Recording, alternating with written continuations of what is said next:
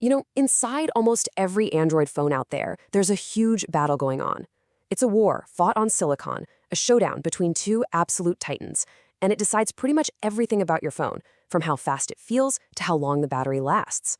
So let's get right into it, the Great Chipset War. For the longest time, and I mean for over a decade, the smartphone world was, well, it was predictable. There was one king, one ruler. If you wanted the absolute best Android phone money could buy, you just had to look for one specific name on the spec sheet. Yep, it was Snapdragon, period. Qualcomm's chip was the gold standard. The name just meant premium performance, total reliability, and all the coolest new features. But that comfortable, one-sided reign, oh yeah, that's officially over. And this isn't just talk, right? Industry folks are saying it loud and clear. The company that everyone used to think of as the budget option, they're not just nipping at the heels of the champ anymore, they're a true blue contender. And it's forcing all of us to rethink what the best even means. So, a new challenger has stormed the arena. And they're not just here to compete, they're here to win. This is really the story of how MediaTek clawed its way up to completely shake up the old order. So how did this happen? Well, the whole idea of MediaTek being just for cheap phones, that's totally outdated. The real turning point was back in late 2021 when they launched their Dimensity 9000 series. Suddenly, they weren't just the value choice. They were aiming straight for the top spot. And that brings us to the big showdown today. These two chips right here are the absolute peak of mobile tech. But what's fascinating is that they take two completely different paths to get to that peak performance.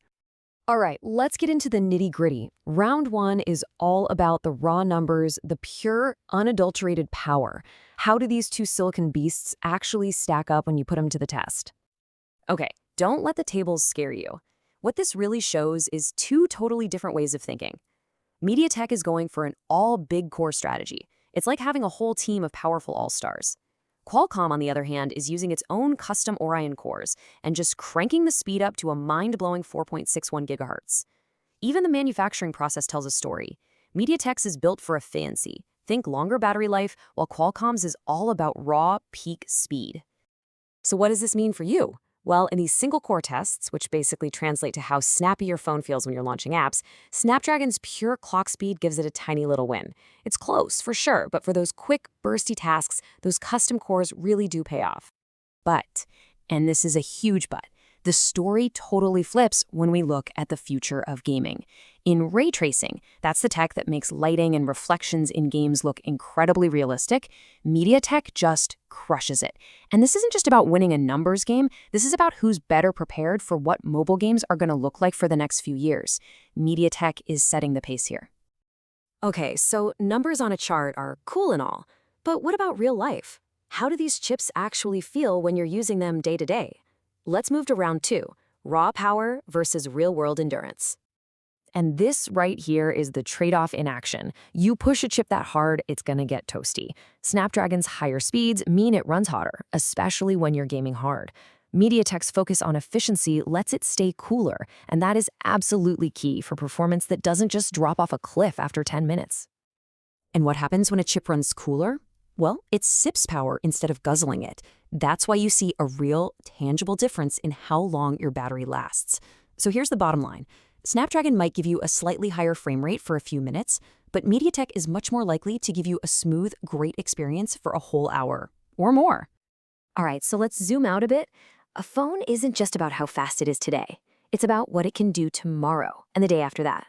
So round three is all about the long game. What technologies and promises are going to make your phone feel valuable years from now? First up, this crazy thing called NTN, or non-terrestrial network. Basically, it's satellite connectivity. Imagine never having a dead zone again, ever. We're talking about connecting your phone directly to satellites for messages, calls, and eventually data, no matter where you are.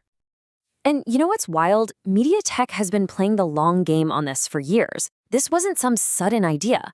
They've been laying the groundwork to build an open system that works for everyone, not just one locked to a specific brand. But Qualcomm has an absolute bombshell of a response. Eight years of software support. Let that sink in for a second. This is a total game changer. It fundamentally changes the value of a phone. It's no longer a gadget you use for 2 years and toss. It's an investment that stays secure and gets new features for almost a decade. That is incredible. Okay, so after 3 brutal rounds, who's the winner? Well, here's the thing. The days of one single undisputed champion are over. The best chip for you now completely depends on what you care about most. Let's make this super simple. If you're on a tight budget, under $250, MediaTek, no question.